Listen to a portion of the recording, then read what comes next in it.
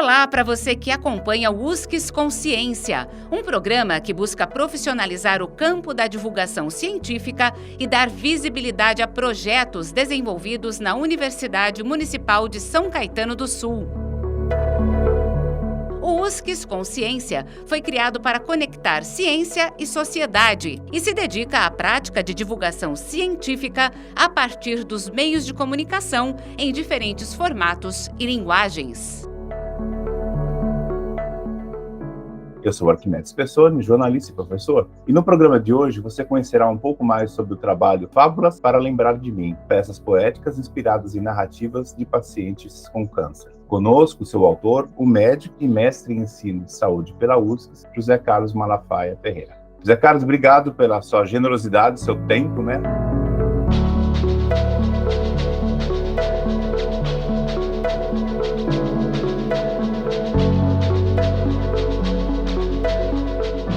Queria engatar a primeira pergunta, dizendo que a gente se conhece antes do seu início da pesquisa, e eu me lembro que as nossas conversas iniciais tinham a ver com teatro e a sua atuação como professor na área de oncologia, e a partir daí você pensava em fazer o projeto, mas esse projeto deu uma mudada. Conta para mim como é que foi essa trajetória da sua pesquisa. Bom, primeiro eu quero agradecer também o convite aqui, eu me sinto muito lisonjeado mesmo, falar desse projeto tão especial que é para mim, o Fábulas para Contar de Mim.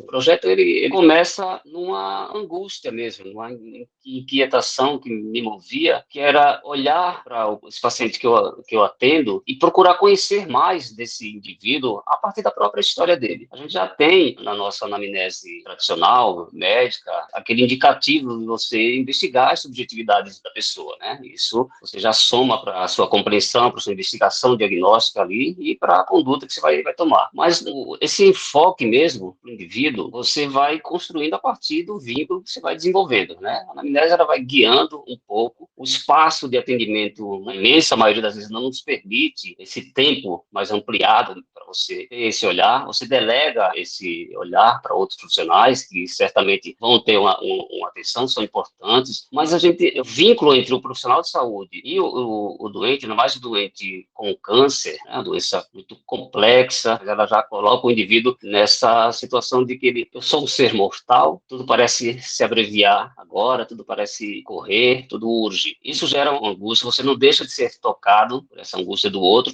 que a sua também passa a ser identificada. Bom, o meu movimento para a criação de uma proposta que investigasse mais esse indivíduo, na verdade é um movimento que ele já acontecia naturalmente, porque eu sou ator, O teatro não é um acontecimento de entretenimento, nem um hobby na minha vida, sempre foi algo que é uma construção paralela da minha própria identidade, Assim, faz parte da minha identidade. Eu sou tanto ator quanto médico, diretor de teatro. Eu tenho uma formação e um investimento na minha investigação artística que, com o passar do tempo, eu fui percebendo que esse amálgama que sou eu, o ator e o profissional médico, isso eu deveria explorar muito mais, justamente para investigar essa pessoa que eu quero saber. Então, como é que eu consigo arrumar isso, organizar isso, e, ao mesmo tempo, eu ter um olhar científico sobre aquilo, Essa proposta, ela favorecer aquele indivíduo que eu estou cuidando. Isso é um caminho longo, até para eu entender, porque no primeiro instante eu não sabia exatamente qual seria o meu projeto na área da medicina. Eu pensava muito em fazer algo relacionado com os cuidados paliativos, esse olhar centrado na pessoa, mas que tivesse essa atenção que os cuidados paliativos dão. Mas, ao mesmo tempo, não eram cuidados paliativos. Eu não queria falar coisas paliativas, eu queria falar daquelas histórias que eu estava tentando me contar. Então, essas pessoas, elas têm histórias muito ricas que certamente vai me ajudar a compreender que é aquela doença destacada, Que é aquele processo de adoecimento que ele está passando. E o vínculo, quem é esse indivíduo? Que história que ele traz? Como a história dele conversa com a minha? Conversa realmente com a minha? Que efeito a gente produz sobre essa pessoa ao ouvir essas histórias? E o que eu posso explorar ainda mais dessas histórias? Foi aí que veio a ideia de pegar essa história, e tem muito a ver com essa minha verve artística mesmo. Essas metáforas dessas histórias, como é que elas, ao elaborar ou reelaborar essas histórias, não é adaptação. Na verdade, eu vou transmutar mesmo essas histórias, potencializando, tensionando alguns elementos, temas, questões que já estão nelas. Uhum. O que é a história do seu Arthur, ou a história do seu Antônio, ou a história da Alice, a história da dona Vicentina, onde elas conversam, quais são as questões que lhes são próximas. Esse foi o grande mote. E ao transformar essas histórias, para que público esse projeto ele vai se dirigir? O meu paciente, ele é a parte central desse projeto, é ele que eu tenho que devolver algo. E aí surge a ideia de criar um ambulatório especificamente para isso. Esse ambulatório, ele não se mostra um ambulatório destacado, na verdade, embora eu coloque em dias separados, ele complementa ao meu próprio ambulatório de oncologia e cuidados paliativos. Eu também mudei o meu enfoque, eu quero trabalhar cada vez mais com pacientes com doença avançada, mas não esqueça que os cuidados paliativos ele entra em qualquer momento, né, um diagnóstico da doença que possa ameaçar ou que ameace a vida da vida da pessoa. E nesse ambulatório, em dia separado, eu vou ouvir histórias. Eu vou só ouvir histórias. Então, professor, a ideia era criar esse ambulatório. Ele foi me norteando. É sobre isso que eu quero falar. É um ambulatório onde eu vou ouvir histórias, eu vou produzir, eu vou potencializar esse meu vínculo com os pacientes. Como isso pode favorecer a conduta que eu vou desenvolver melhor aquela pessoa, não só com o olhar biomédico. Também falar sobre isso com quem participa, pesquisadores, estudantes, profissionais da área da saúde, e não só da área da saúde. Veja, a gente está falando sobre um fazer artístico aqui também, como a arte conversa com a nossa prática médica, para a gente não entrar no campo de meio esotérico, e não tem nada a ver com isso, não. Na autoajuda, né? Agora, é só uma curiosidade, assim, esse ambulatório que você queria para ouvir os pacientes e a partir daí você gerar o produto que a gente fala um pouco mais para frente, para não dar spoiler, ele contava com a participação de alunos também? Tinha alunos tanto do curso de medicina quanto de psicologia. Tem uma aluna de psicologia, inclusive, que ela está até hoje, a Luciana Branca Leone, faço questão de mencionar o nome dela, porque ela é uma pessoa que se interessou bastante pelo projeto e fez questão de continuar. Quem está presente praticamente desde o início do projeto já tem quase 1 ano e meio, quase 2 anos nessa produção. Como é que você chegou para esse paciente e falou assim, olha, além de eu, médico, o Dr. Malafaia aqui fazendo atendimento como oncologista, eu estou sendo pesquisador de vocês agora, tudo bem?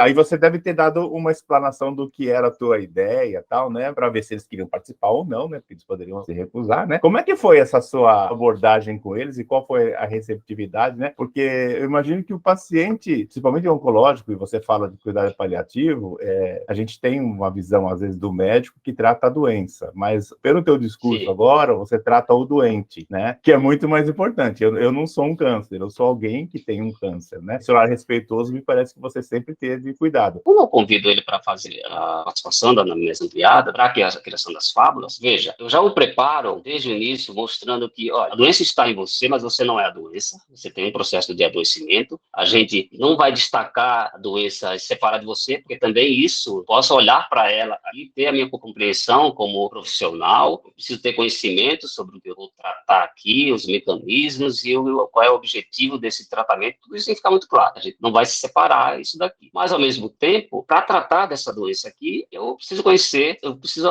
avançar nessas camadas. Quem é você, seu José? Quem é a senhora, dona Maria? Né? Toda essa história que você traz, nessas camadas, a camada biológica, a sua camada psicológica, social, a sua espiritualidade, tudo isso que os cuidados paliativos, eles reforçam muito mais, assim, da nossa prática, de um modo geral, dá esse destaque muito grande, esse aprofundamento maior. Eu vou me baseando aqui, somado à minha investigação da personagem também, que a gente faz para as construções, para a interpretação e mesmo para a direção do processo artístico, teatral. Senhor José, você vai participar de um ambulatório onde o senhor vai ser o protagonista. Eu explico o que é protagonista. Você é o herói da sua própria história, usando termos que ele se identifica mais. Você é o herói da sua própria história. E a sua história é real. É dessa história que a gente está falando aqui, inclusive, quando a gente está tratando. Preciso chamar o senhor para esse controle. Quando eu o convido, eu digo, é sobre a sua história. A gente não vai falar nem de doença. Não é proibido falar, mas eu vou colocar aqui um limite. A gente vai voltar no tempo. A gente vai fazer uma linha de tempo aqui. Eu posso começar conversar de qualquer lugar. É isso, você vai chegar num dia onde nós vamos só contar histórias, mas é o senhor que vai ser o contador, a senhora que vai ser a contadora dessa história. Então, certamente, o vínculo que eu venho já desenvolvendo e essa prática que eu já procuro fazer no próprio ambulatório normal, ele já facilita. Ele só não sabe ainda exatamente o que é. Depois você vai descobrindo isso também. No primeiro momento, você diz, como é que eu vou abordar isso daqui? Porque eu sentar, fazer uma roda, colocar as pessoas no espaço que tira dessa atmosfera do consultório, também isso foi uma preocupação, não é no consultório. Fazer isso no espaço, onde a gente tem uma atmosfera diferente, onde a gente vai ficar à vontade para contar histórias mesmo. E aí ele vai perceber que é ele o contador. E aí eu procuro localizar isso no outro espaço. Então eu já digo, a gente não vai fazer isso no consultório. A gente faz no anfiteatro. Os espaços que eu ocupei sempre foram, na imensa maioria, os anfiteatros, os equipamentos do município. Essa nominação foi cunhada por você, né? A anamnese ampliada é feito pelo Malafaia, né? Malafaia 2022. O que é isso? Conta para nós. Eu entrei em contato com a medicina narrativa também nesse tempo. Eu ouvi falar, mas por uma feliz coincidência, uma colega, ela estava se especializando em medicina narrativa na Universidade de Colômbia. A professora Kelly Kunengundes, que é infectologista pediátrica lá na Universidade de São Paulo, aqui na FESP, ela estava retornando para o Brasil e eu a convidei para nós fazermos o Novembro Azul lá em São Caetano do Sul, que a psicóloga pediu uma ideia para fazer algo no Novembro Azul.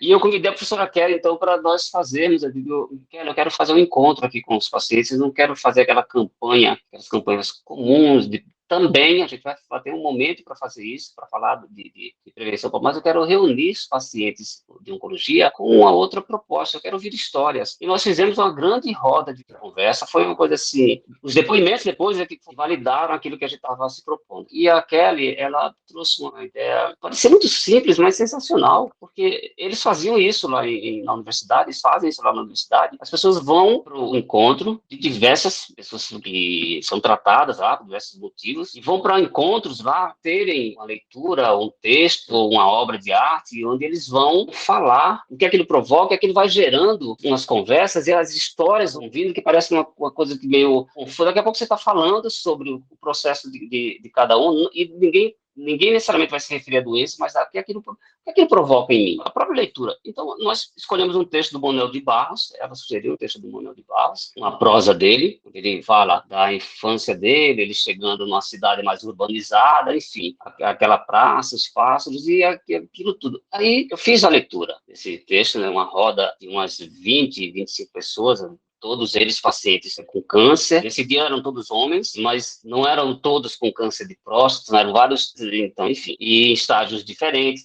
Foi impressionante, porque eles perceberam que era sobre aquilo que a gente... E naturalmente, quando alguém começou uma fala, ele vai falando daquele efeito. E aí o outro, aí assim foi. É aquele que estava mais calado, no final, a roda foi passando, aí chega nele, ninguém era obrigado a falar, e ele estava ouvindo ali, e aí ele vai se manifestando, era um paciente que tinha um câncer muito mais avançado, e aquilo foi muito tocante, porque como ouvir as histórias daquelas pessoas, a partir daquela mediação, né, daquele disparador, aquilo produzia reflexões que não falavam só dele, mas falavam de todos os outros, do que aquelas experiências eram. Eu digo, opa, e a gente estava vivenciando um instante. Esse, para mim, é um ponto-chave de falar. Eu até me emociono, realmente, quando eu falo sobre isso, porque eu vou lembrando para mim todos os dias, é que, veja, e eu só faço questão de contar para os meus alunos, né, digo, olha, quando a gente está diante, ainda mais de pacientes com uma doença complexa, como o câncer, com todas as questões que traz, a gente tem que entender que nós, enquanto profissional, aquele momento que a gente está vivendo ali com a pessoa, a gente está vivendo. Sim. É um momento da vida daquela pessoa, e nossa também, nossas histórias se tocam. E ali você está diante, muitas vezes, de pessoas que essa questão do tempo, da brevidade, está sinalizando o tempo todo. E como vamos voltar aqui para esse instante, vamos realmente viver esse momento, o mais difícil que ele esteja sendo, mas é um momento de existência. Eu não vou chegar no meu dia e digo, eu tenho isso aqui para cumprir, vou ticando agora, depois vou para o meu refúgio e vou viver a minha vida. Ou eu vou me aposentar e vou viver a minha vida lá na frente. Eu digo, não, a gente está vivendo essa vida a todo instante. Isso é sempre muito difícil. O profissional que está ali com aquelas histórias que vão também angustiando ele, e ele vai dando conta de que ele não dá conta de todo aquele sofrimento, a gente não dá conta, a gente precisa de várias pessoas, por isso que é um atendimento tão somado de saberes, né? E o médico, eu digo, olha, felicidade, Isso aí eu digo que foi uma procura minha, mas eu entendo a necessidade muito grande da gente ter contato com vários saberes para fazer esse preenchimento nosso, para buscar compreender. E foi a partir daí da narrativa médica que você... Da medicina narrativa, A medicina narrativa, porque eu acho que, na verdade, esse foi a parte teórica do teu trabalho, né? Porque você está falando muito das práticas. Eu fiquei pensando, como é que esse cara vai amarrar na teoria isso? Você acabou de falar a tua teoria, né, pra gente. Agora, caminhando para o produto, né? Que eu acho que a cereja do bolo está lá no produto, né? E se você tomou cuidado, ou foi essa a sua proposta mesmo? De não identificar o paciente. Quem aparece lá é o pesquisador contando a história, Isso já era, assim, a ideia inicial era isso? Ou você pensou até em usar um paciente contando a história? E por que você só tem 2 lá? Porque você entrevistou 16, acho que no conjunto. Tenho mais 4 prontos. Naquele momento, eu tinha que entregar, tinha os prazos a serem cumpridos, então eu digo, bom, só vou conseguir entregar se alguma coisa pronta, e para mim não estão prontos. Aquilo ali, na verdade, ainda são pilotos do que eu quero fazer. Quero não só, e respondendo, não só ter artistas, né, performando, necessariamente não precisa ser nem a história contada, eu posso ter uma música, porque a peça poética ela pode remeter a um poema, a uma música, um som que eu vou produzir junto com alguns artistas. Então eu tenho também na minha grupo de amigos e de artistas que possível mais acesso para a gente fazer essas produções. Então isso tudo, eu tenho mais material pronto e material por fazer ainda, e que eu estou produzindo. No final, né, no frigir dos ovos, aí, o mestrado em ensino e saúde para vocês, o que contribuiu para a tua carreira? O que isso ajudou o Malafaia a ser um profissional melhor, um professor melhor, um médico melhor? 2 mestrados, por ter esse foco de ter um produto para entregar, organizar também o pensamento, né? O que eu quero, né? As perguntas, o que eu quero realmente produzir aqui, como isso vai modificar a minha conduta, como isso vai ajudar a minha conduta, como isso vai fazer com que os estudantes que estão chegando hoje olhem para algo desse tipo e entendam que, olha, como é que a gente vai falar sobre atenção centrada na pessoa? Como é que a gente fala sobre empatia? Como é que a gente exercita a empatia? Porque você fica ouvindo alguns termos que são muito bonitos, né? Você vai lendo, que bacana, aí todo mundo vai repetindo empatia, mas o que é empatia mesmo? Né? É algo que você aprende? É algo que você aprimora? É algo inato? Como é que a gente vai falar sobre a resiliência do outro? O que é resiliência? É só uma palavra bonita que a gente passa a falar sobre superação, mas resiliência é tudo igual, é a mesma coisa. O que é espiritualidade? O que eu vou olhar por que é importante olhar a pessoa não a partir da minha régua? Né? Eu não posso referenciar a pessoa que eu estou cuidando a partir do que eu sou, que eu acredito, né? Eu chego no mundo, cheguei num certo tempo, as pessoas chegaram antes de mim, depois o mundo já existia, estava pronto, se insere nisso, eu preciso entender sobre isso. Todo o contexto é importante. Então, toda a singularidade é importante. Como é que a gente fala sobre olhar humanizado se nós somos humanos? Porque é tão estranho isso. Eu preciso falar sobre olhar humanizado sobre humanos. Como é que a gente aprende? E tem que falar sobre isso. Para mim, os mestrados, eles foram, principalmente os 2, de forma diferente, mas o mestrado de inovação em saúde, ele me trouxe essa preocupação saudável e necessária dentro daquele período difícil para todos nós, mas o difícil para todos nós, eu preciso olhar o meu difícil, a minha gotinha, ela é um oceano para mim e acabou. Preciso prestar atenção nisso. Eu queria ler uma peça poética aqui, Torto. Para segurar a gravidez e a criança vingar-a, você precisa se desfazer da cama e construir um quarto, um outro quarto. Seu segundo menino, Samuel, é diferente. Tem saúde fraca. Vingou, mas já com prejuízo. E tudo porque isso aqui está empesteado. Muito mesmo. A cama tem de queimar. Não presta nem para dar. Toda impregnada. Compra, faz outra e queima essa daí. Cadê o outro menino, o Inácio? Lá fora? Ela olha lá fora. Veio de parto sereno, ainda na calmaria da falta de vento. Mas é alma inquieta. Atenção. Bastante atenção na calmaria, Joana. É quando as coisas costumam virar para o melhor ou para o pior, não importa. Mas a boa luz está sempre pairando e a gente tem que fazer esforço para ir de encontro, querer de verdade a boa energia por perto. Você quer mesmo? Quer trabalhar para isso? E a minha mãe olha para a Dona Santa e diz, vou queimar a cama e erguer um novo quarto. Sua bênção. Nasci torto, como todo mundo. E como todo mundo que conheço, sem paciência para lamento por qualquer desassossego que seja. Fui o primeiro dos 11 dos meus pais. Mas, até o terceiro filho se confirmar como vivente, terceiro de certeza que superasse o quarto mês depois do parto, demorou. Foram 4 que seguraram o ar depois desse tempo. Só Samuel e eu que entramos no mundo sem sustos. Mas depois que se queimou a cama e se ergueu um novo quarto, a casa ficou cheia. Demais até. Doutor, a vida é do jeitinho que ela é. Do jeitinho que a gente se faz, se move, escapole e sei lá o que mais. Essa é a vida. Antes do meu câncer do estômago, nunca adoeci de nada complicado. De doença complicada mesmo, só lembro da do meu irmão Samuel. Já com uns 4 anos de idade, deixou de ter amarração dos pensamentos. Começou a ter fala sem a nossa lógica. Só a dele. Nem sei se isso é doença mesmo. Mas ele foi ficando mais resguardado, quieto, só que com os olhos e ouvidos espertos. Falava pouco, cantava muito, como gostava de cantar. Não que fosse um bom cantor. Gostava de ouvir o rádio e ficar imitando os cantores. Canta de novo, Samuel. Gritava meu pai. E Samuel voltava a fita e cantava de novo. Eu era torto. Era não. Ainda sou. Não tinha vez para lamento desde criança, mas para o medo. Medo de fazer besteira. Medo de perder a chance que me foi dada depois de ter vingado numa casa que precisou ser sacudida, revolvida, para a vida querer se fazer de novo ali. Sou abençoado, sim. Sou, como todo mundo que tem o seu tic-tac contando até quando for. Murmurão uma canção. Essa é uma peça poética. Um paciente, e esse fato é da vida dele. Aconteceu exatamente assim. Esse foi o USCS Consciência, programa sobre pesquisas realizadas na Universidade Municipal de São Caetano do Sul. Este episódio teve a apresentação de Arquimedes Pessoni e trabalhos técnicos de Márcio Roberto do Nascimento Filho. O USCS Consciência é uma produção da Coordenadoria de Comunicação e Universidade de São Caetano do Sul e pode ser acessado no canal do YouTube da USCS e nos aplicativos de podcast. Você encontra o USCS Consciência nas redes sociais Facebook e Instagram.